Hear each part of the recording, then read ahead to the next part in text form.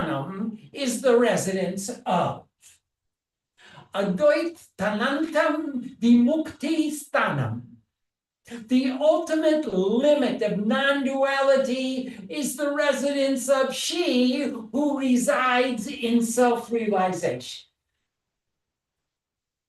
Dvaita means duality or multiplicity. Advaita means without multiplicity, without duality, only one. There is no second. There's only one in Advaita. The residence of she who resides in self-realization, in perfect liberation, in Advaita, the ultimate boundary of non-duality is Advaita. Dvaita, Sadashiv, Shakti, and Ishwar are principles of Advaita. Shuddha Vidya has an inexact concept or a faint awareness of Dvaita, duality. And then Shiva opens his eyes completely and sees Maya. That is, the Dvaita becomes apparent. There is something else out there. There is duality. Dvaita becomes apparent. The first three principles are complete Advaita. Shuddha Vidya resides just between Dvaita and Advaita. And Maya describes all relationships of duality. According to Sri Vidya, there are three forms of Maya. Ka'elarim, Asakahalarim, Sakalarim. Three forms of Maya represented by Hrim. So the Maya of Shankhya, or the Maya of illusion, that which obscures the reality. The Maya of Tantra is the embodiment of divinity, the relationship of the many to the one and the one to the many. All the children are in relationship with the Divine Mother. The Maya of Vedanta is the one existence in harmony with its own self, Chit and Chit Rupini. The capacity to evolve a form of consciousness. Fully potential energy is one with consciousness. There is no difference between Shiva and Shakti in Advaita. The Maya of Vedanta is Advaita because in Vedanta existence is one. There is only one reality. The Maya of Tantra is the relationship of the Divine Mother with all her children, and the Maya of Shankhya is all of the children of existence in relationship to each other. The forms of Maya are all divine. But we have a greater capacity to remember divinity when we look towards the altar than when we look in the opposite direction. That is why we have a temple, to train our consciousness to be aware, to remember. It is easier to remember God when we look towards the symbols of divinity. Looking at the multitude of objects and relationships in samsara, it is very easy to forget the inherent divinity within. That is why we concentrate and cloister our senses so that we can perceive only divinity, and that inspires us to become divine. The three forms of samadhi are progressive. First comes Bhav Samadhi, which is an intuition in which three exist. I, the subject or meditator, thou, the meditated upon, and the relationship between the two. In Savikalpa Samadhi, only two exist, I and thou. There are only two. The one becomes the relation becomes intuitive, understood, inexpressible, undefinable. In Nirvikalpa Samadhi, there is only one, and this is Advaita. The residence of the liberated soul is in Advaita. Whenever consciousness becomes absorbed in Nirvikalpa Samadhi, one becomes a fully liberated soul in perfect union. When consciousness moves out of Nirvikalpa Samadhi, out of Advaita again, each of us is in the bonds of action and interaction. Therefore, an ego again becomes necessary in order to maintain an individual form and identity. Every Vyakti Rup, every individual form has ahamkar, some form of individual identity or ego. Some of the individual egos are divine egos, such as we have in front of us in the form of Sri Ma, the divine ego. And some of the egos are less divine.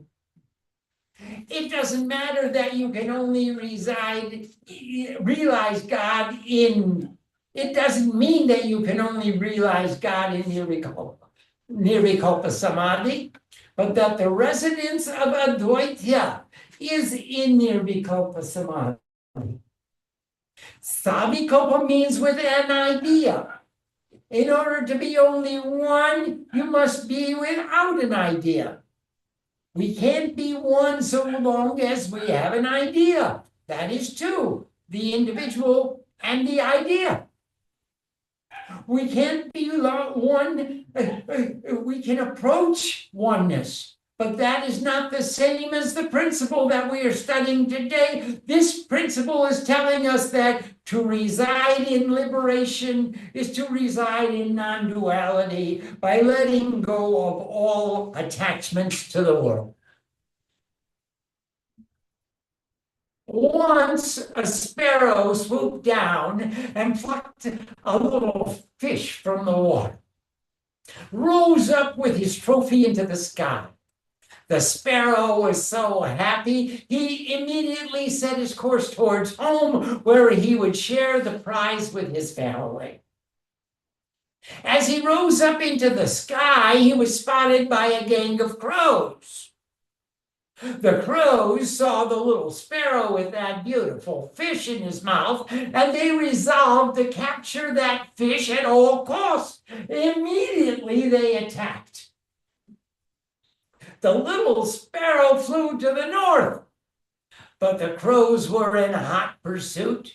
They pecked at him from above and below and caused all manner of harassment. The little sparrow flew to the south, but the crows did not leave his trail.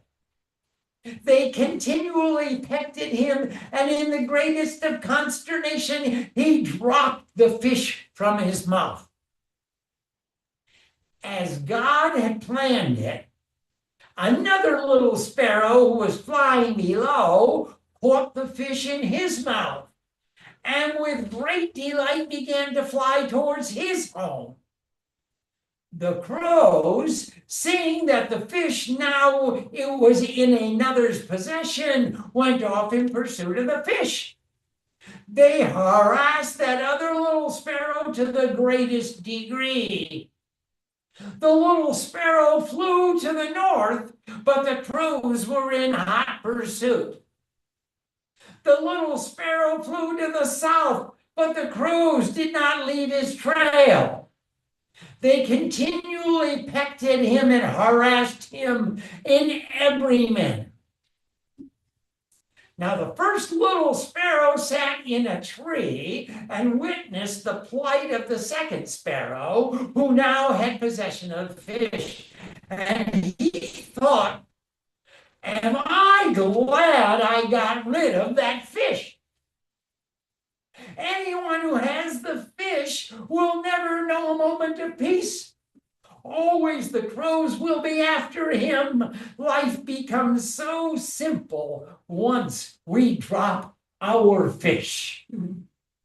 Advait antan, vimukta stanam. The residence of someone who is perfectly realized, who has liberation, is at the ultimate of Advaita, of non-duality. Om Sam Saraswati Namaha. Namaste. And today we have the opportunity to finish the Kashyap Sutras, and we will begin Sutra number 15. On page 90 of the Sriba and the Guru God and the Goddess book, we will study Sutra number 15 of the Kashyap Sutras. Om Sam Saraswati Namaha. Namaste. Sri Gurunatha Sarvakaranam Karanam. Shri means the respected. And remember, Sha means Shanti, Ra means your mind, E means your heart. When we perceive another with complete peace in our mind and our heart, we have respect.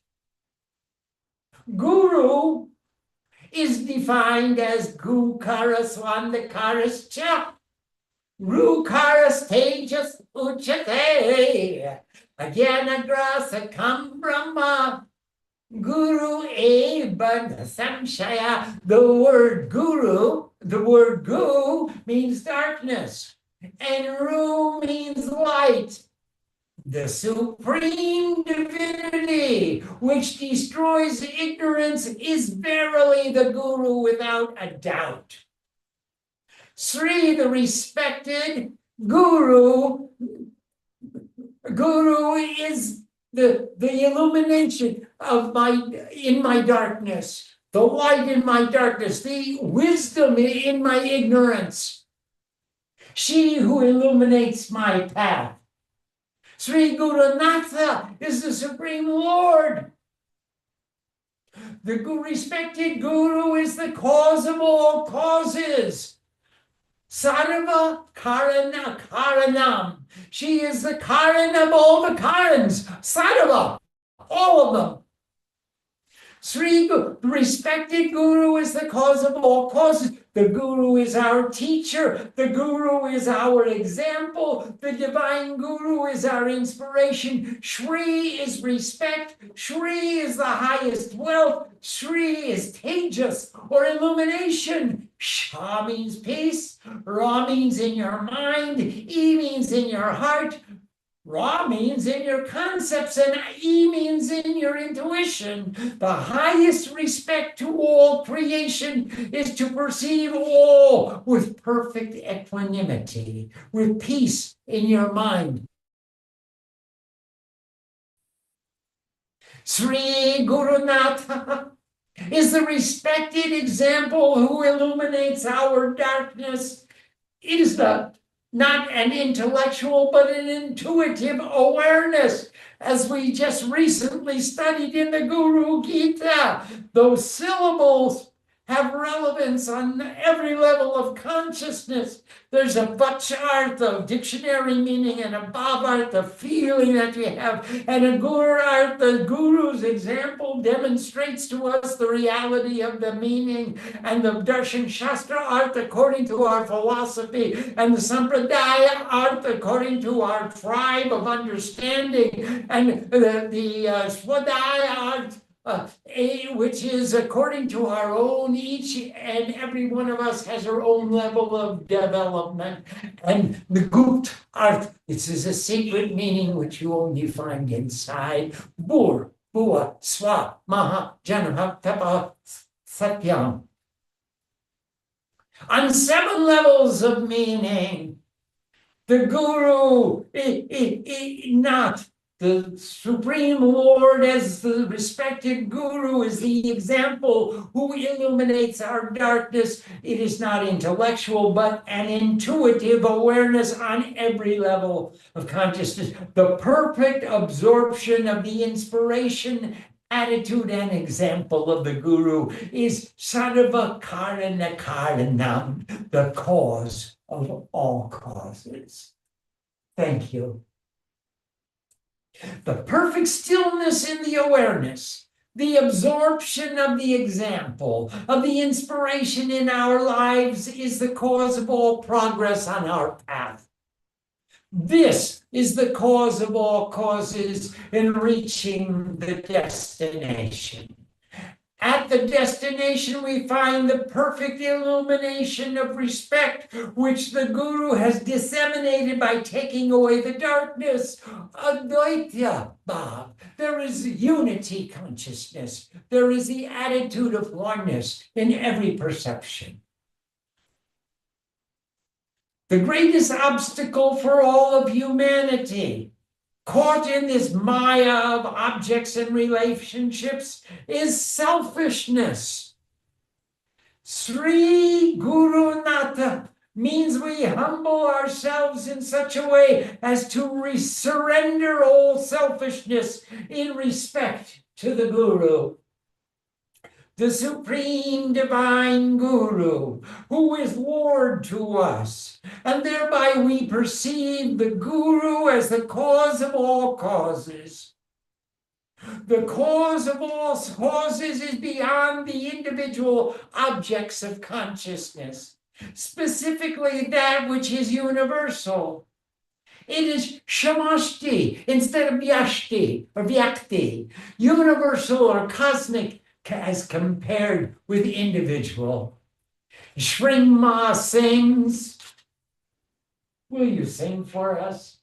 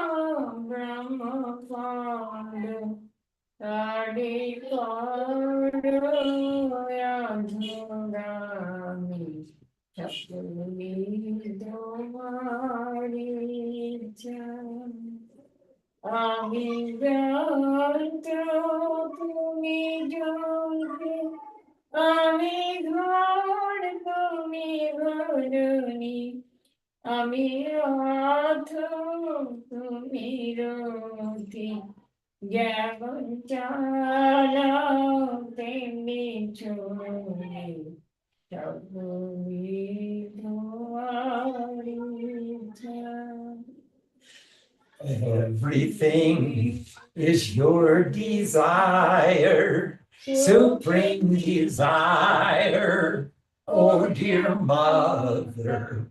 All action you perform, still people say that I have done. Everything is your desire.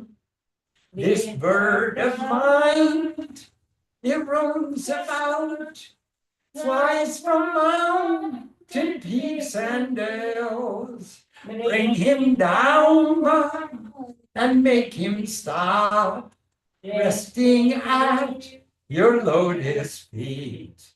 Everything is your desire. I am a tool. You are the craftsman. I am a house.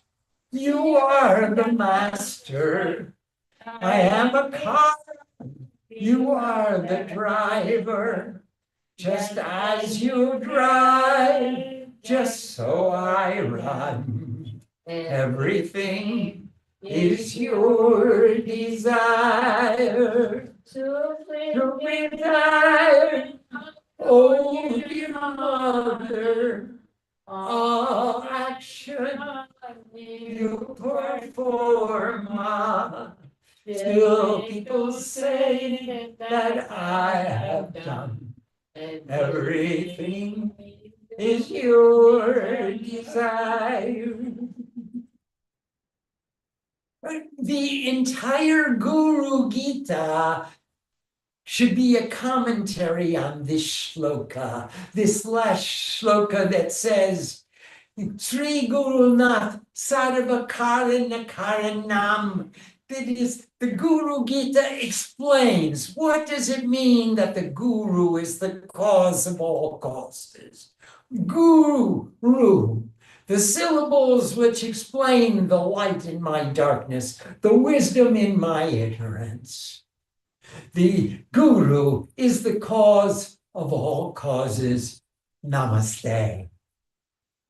Shrima speaks in Bengali, and Swamiji requests Ma to speak with more simple vocabulary. You have to understand, Mother often speaks and writes extremely sophisticated Bengali, so much so that I have a difficult time understanding. Swami translates. Please decipher and weigh the ultimate principles of all existence. Sort through the ultimate principles of all the ideals of creation. In order to realize the ultimate ideals of existence, your life should be dedicated to your spiritual discipline. Real human life is devoted completely to spiritual evolution. Mother would like to describe some of the attitudes through which we can devote ourselves to the realization of these ultimate ideals. Peacefulness in your nature is the foremost amongst the energies. Cultivate peace. You, yourself, will understand if your actions bring you peace or are actually leading you in another direction. In order to know God, it is most efficient to study Sanskrit language. In the language of Sanskrit, there is an illumination of the wisdom of the soul. From the study of Sanskrit, certain attitudes arise and become illuminated. The attitude of wisdom in all ideals of perfection is one. These vibrations become apparent in the study of Sanskrit. When you realize wisdom, then you illuminate truth, consciousness, and bliss, within which there exists no distinction of individual attributes. Especially among paths or ideals of perfection, no discrimination exists. Always strive to maintain a relationship with the attitude of truth. When we remain steadfast in the attitude of the ideal of perfection, then our ideal becomes firmly rooted in strength. Our ideals become stronger. Then a sense of satisfaction and contentment resides within. When contentment dwells inside, then outside is characterized by the illumination of light, and we disseminate light in every circumstance. That illumination is the highest ideal. Strive to contain the ego. Maintain the recollection that God within you is performing all action. Remember who you are. Who am I? I am nobody. Remembering truth is meditation. In whatever circumstance you reside, remember who is residing there, and there will be no concept of gain or loss. difficulty, or comfort. When you remain in this attitude of truth, this is satsang. This is communion with truth. Cultivating this attitude, you establish a pattern for the mind to sit still. When the mind sits still, then the reflections of thoughts will decrease. Always remain awake, alert. This is a form of purifying austerities. This is simple. Ma adds, you can write volumes in English about words which are common in Sanskrit and never quite find an accurate definition. There are just so many subtleties. As Swami adds, every time Shrima speaks just a few words, we will have to write another book. Om Sam Saraswati Namaha. Namaste. And I don't know if you can see this on camera, but at the end of this book is a glossary of every Sanskrit term we used.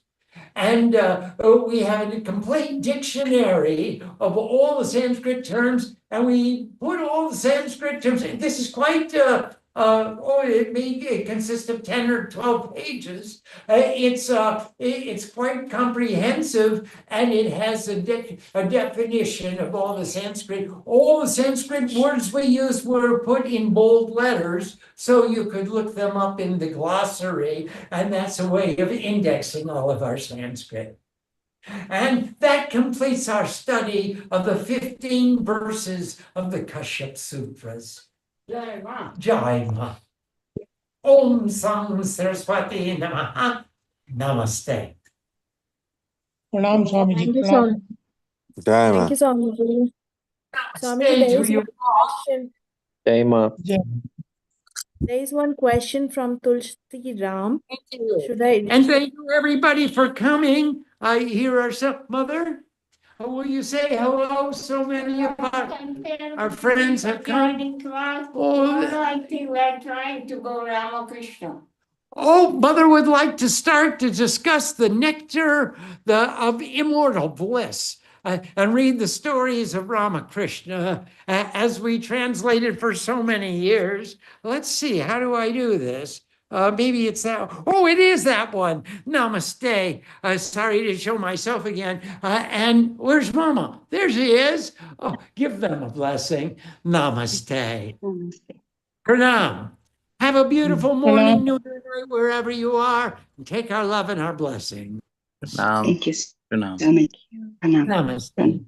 Namaste. Namaste. Thank you. Pranam. Pranam Swamiji.